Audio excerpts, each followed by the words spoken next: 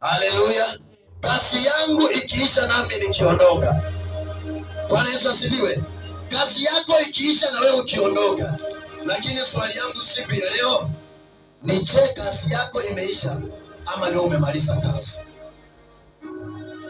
Kazi yako ukifika mbele za Bwana lazima utasema kazi yako ndio imeisha ama ni wewe uliimaliza.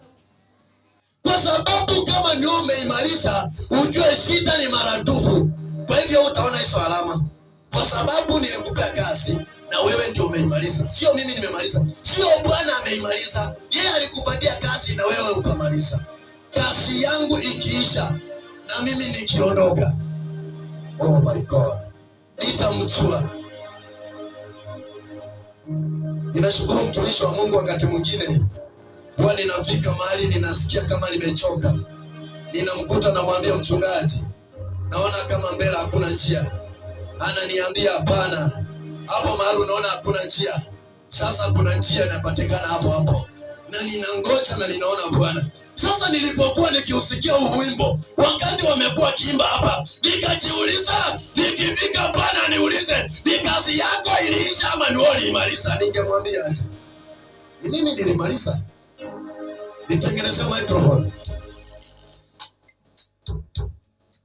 Tunataka mtu ajibaki hapo anajua kutengeneza microphone, anajua kutengeneza hizo machine, sisisumbue. Haleluya.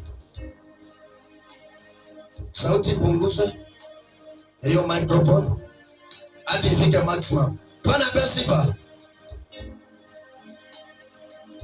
Cheni kazi yangu ikiisha. Haleluya. Kazi yako ikiisha, utaenda kumuona Yesu. Umemaliza sana. Bwana Yesu asifiwe. Kazi yako ikiisha, wakati utakutana na Bwana, je, kama Bwana atakufurahia kwa sababu kazi ulimaliza ama Bwana atakukasirikia kwa sababu ulimaliza kazi? Hiyo ninataka uiangalie wewe mwenyewe. Enda ujichunguze, enda ufikirie, je, nikiimaliza ni Bwana aliniita? Unajua, wewe wimbo umenipatia ujumbe mwingine. Sikuwa nimepanga ujumbe, lakini ndio umenipatia hiyo jambo. Ya kwamba Yona aliona kana kwamba yeye atamaliza kazi. Sio Bwana akimaliza. Yona alisema mimi nitamaliza kazi kwa sababu Bwana